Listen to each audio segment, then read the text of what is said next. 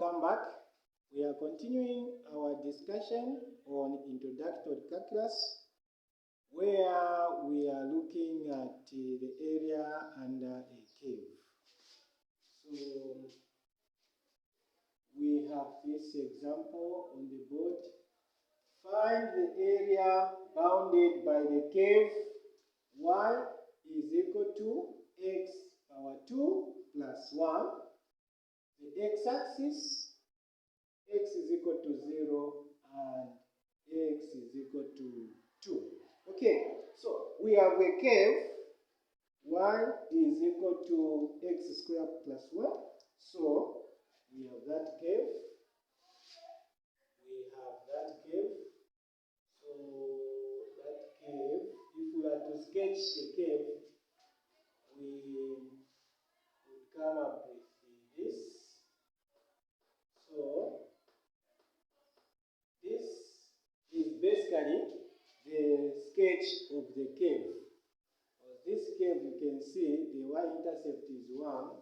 So you can see this is where we have our y-intercept as 1. This is our y-intercept as 1. Okay. So we want to see this area that we are told to get. So we are told that the boundaries of this particular area are the function itself, the graph of the function y is equal to x squared plus 1. And we are told the x-axis. So this is the x-axis. It is another boundary. And we are also told x is equal to 0. So x is equal to 0 is the y-axis. X is equal to 0 is the y-axis. So the y-axis, the x-axis, and the cave itself are part of the boundaries for this area. And the last boundary that we have is x is equal to 2. So x is equal to 2 should be somewhere here. So x is equal to 2. So this is another boundary. So you can see the area that we are told to get lies between there. Area that we are told to get lies between there. You can see values of x ranging from 0 to 2. Values of x ranging from 0 to 2. Okay, so the way we go about this one,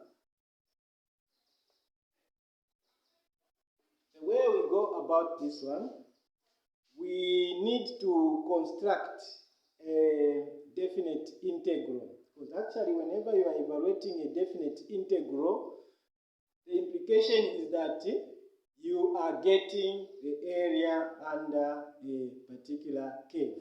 So we need to construct a definite integral, interpreting this information that is given us. So we have the definite integral. Now, you know the way the definite integral is constructed. Here we are supposed to have the lower limit, which is a value of x. So the lower limit here, the value of x, the smaller value of x is 0. The upper limit, which is the bigger value of x, is 2. Actually, this is where you get the values of the upper limit and the lower limit. Then the function itself, we need to put it inside the brackets like this. Okay. Then with respect to x. Okay. So whenever we see a definite integral like this, what it means, the interpretation of such a definite integral on the x or y plane is actually that we are finding that area. We are finding the area under a cave. So this definite integral is basically us finding the area under this cave, values of x ranging from 0 to 2. Okay, so we shall proceed as follows.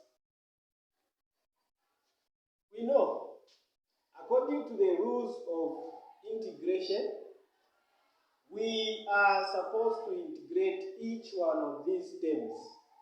We have two terms here. We have x squared. We also have 1. Okay, so we are supposed to integrate each one of these terms. So, integrating x power 2 means we shall add a 1 to the power, then we shall divide by the new power. So, means we shall x power 2, then we add the 1 to 2, making it 3, then we divide by the new power, which is 3. So we shall have x power 3 over 3 and plus. We know when we are integrating a constant, the result is the variable we are integrating with respect to. So the integral of 1 is basically x. Then we close and we write the limits is 2 and 0. Okay, so basically we are getting that area under that cave. So whenever we see a definite integral prepared in this manner, then we know that actually we are getting the area under a cave in this way. Okay, we continue. So here we are supposed to substitute the integrals. We are supposed to substitute the limits. So we shall substitute the upper limit. We shall have 2 power 3 over 3 plus 2 and close. So this is for the upper limit. Okay, minus whatever we shall get after substituting the lower limit. So we have 0 power 3 over 3 plus 0. Okay, so this implies that from here, 2 power 3 is actually 80 over 3. Now we are told plus 2. Now the way 2 is, just take it as it is, over 1. Okay, minus 0 power 3 is actually 0. 3 into 0 is 0. Plus 0 is 0. So here we shall just have a 0.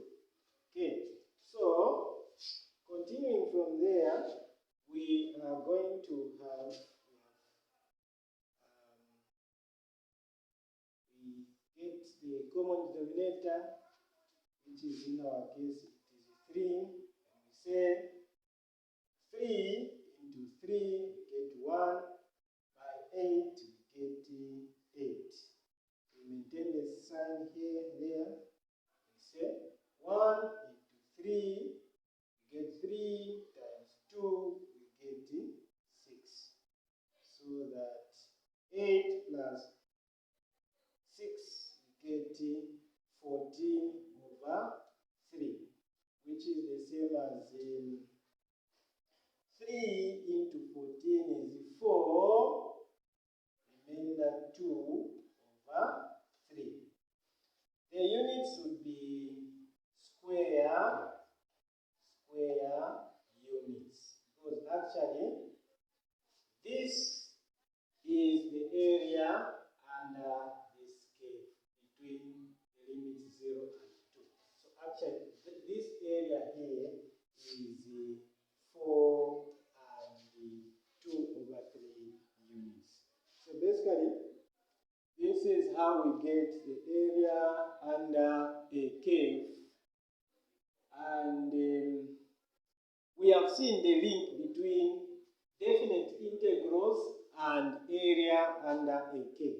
So whenever we are asked to get the area under a cave like this one, all we are supposed to do is to construct a definite integral of this function with limits from the lower limit and the upper limit. Then we evaluate the definite integral as we have done. So this is how we get the area under a cave.